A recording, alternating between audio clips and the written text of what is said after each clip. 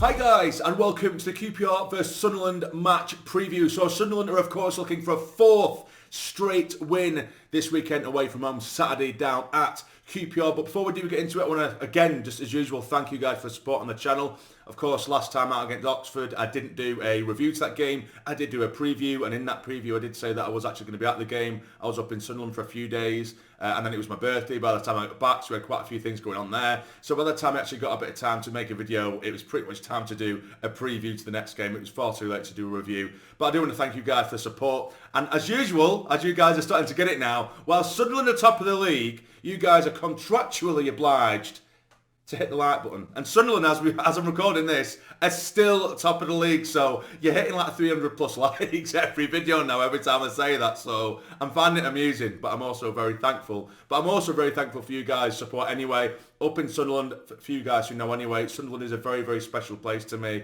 You know, not just the club, the place in general. And then when I'm going up there anyway, when I'm meeting you guys, be it talking tactics over a pint or someone asking for a quick photo, it's such an amazing, humbling experience. It just shows the reach of the channel, and it makes Sunderland so much more of a special place to me, even more special than it is anyway. So I can only thank you guys for that. But anyway, enough of the soppy shit. Let's get into the video. So we do take on QPR this weekend away from home. Can we make it 4 from 4? We shall see. Now, with QPR, it's a difficult one because they're currently second from bottom, right? They've only won one game so far this season. So on paper, that looks like it should be an easy fourth win on the bounce for us. But when you have a look at their games, you know, not at any point are they getting beaten 3-4, 5-0. They're not getting blown away.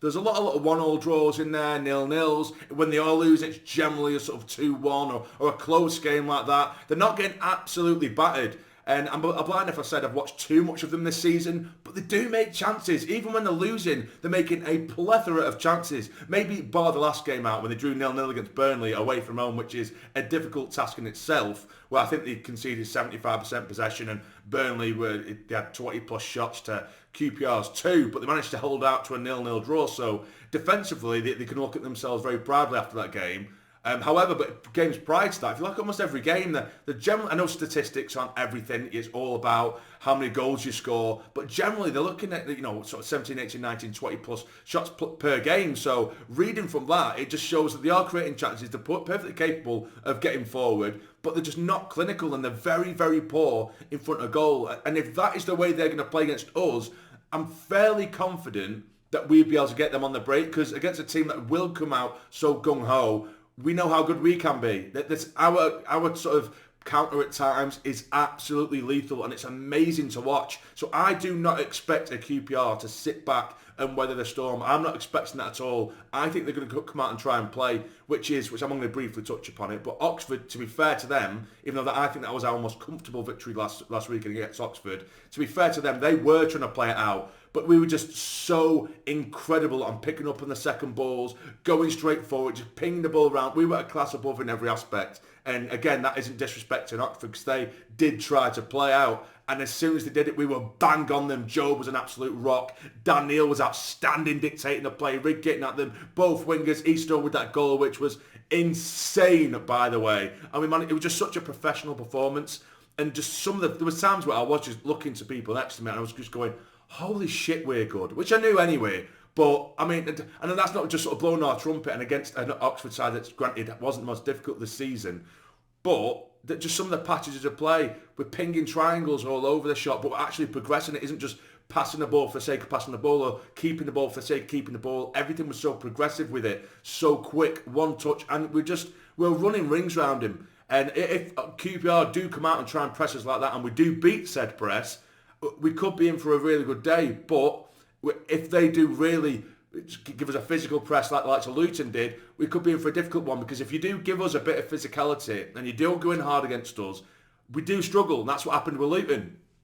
But I'm very confident. I'm personally very confident for this game. But I'm going to go into my preferred 11 / predicted 11 for this game, and as you can see, it is entirely unchanged from the team that did beat Oxford at the weekend. Speaking of Reggie Lebris in the pre-match presser, Pato is still injured. He is likely to be out for another sort of 5 days to a week. So Simon Moore will be between the sticks. He was barely tested whatsoever against Oxford. I'm expecting him to have to do a little bit more against QPR. So that is a slight concern of mine. He did look okay. I think there was a couple of times early doors against Oxford when they did break, where he looked a little bit shaky, but he grew into the game, and Oxford didn't really lay glove on us anyway, so we didn't have much to do. So I'm hoping our defence can keep QPR at bay this weekend as well. But as you can see there, Sirkin, O'Nien, Mepham, Troy Hume, Bellingham, Dan Neil, Chris Rigmundle, Isidore and Paddy Roberts as well. Now, I think it depends how Rodgers is going to look at this.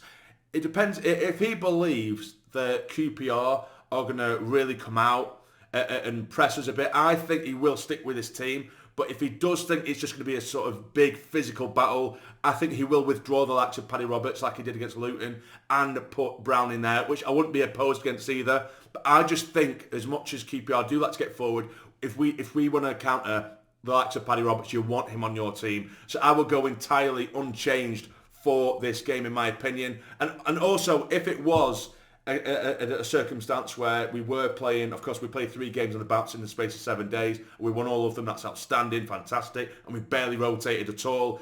If it was straight after that a Tuesday game or a Wednesday game, then I probably would have wanted a couple of changes, or maybe in 3-4 changes, but we've had a full week to rest now, so hopefully the lads are feeling good, they're feeling alright, but I will expect us to stop rotating as the season does go on. Mayenda is back as well, of course. It's going to be a difficult one now because we've gone from having a few seasons of having 0 strikers to, Mayenda started off the season very well. He picked up a knock, Easter come in, and he's absolutely smashing it. Connolly, in his bit part sort of cameo roles, he's looked sharp, he's looked lively, he's looked decent. So now we've got 3 strikers there really fighting for it. But Easter at the minute for me, he just looks a class above. Mayenda's still very raw, but I think he can do a job. I think Mayenda's someone to bring on in the sort of 65th, 70th minute maybe, to really just press those lines and really stretch that back line of an opposition would be an outstanding option. Connolly as well, he's someone who, he might be a short lad, but he has that physicality and that press as well. And he's got a really good set of feet on him, both feet, very good trickery and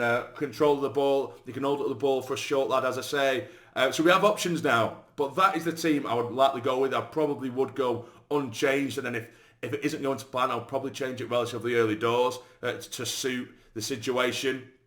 But that's not me just looking past QPR as if they aren't a threat, because like I say, they make a lot of chances. We just need to make sure we take ours. They haven't been clinical, so hopefully we can see past that. But anyway, to my predictions for this game, I do believe we're going to concede, and that's no knocking of Simon Moore. I just think he will get tested, and I think he will get beaten at least once. But I do think we're going to win by 3-1.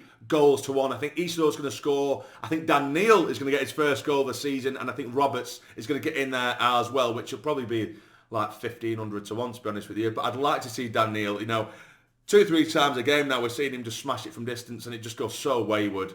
But one of these days, it's going to hit the back of the net, and I'm hoping it's this weekend. So that's what I'm going to go for, a Sunderland 3-1 away win to make it 4 wins from 4. What do you guys think? Let me know in the comments down below. But that'll be it. If you've enjoyed, smash the like button. You have to, because Sunderland are top of the league. You have to. If you don't hit the like button, you don't love Sunderland. End of story. I'm only kidding. Hit the like button if you want to. But for now, take care. Thanks for watching. Stay jammy.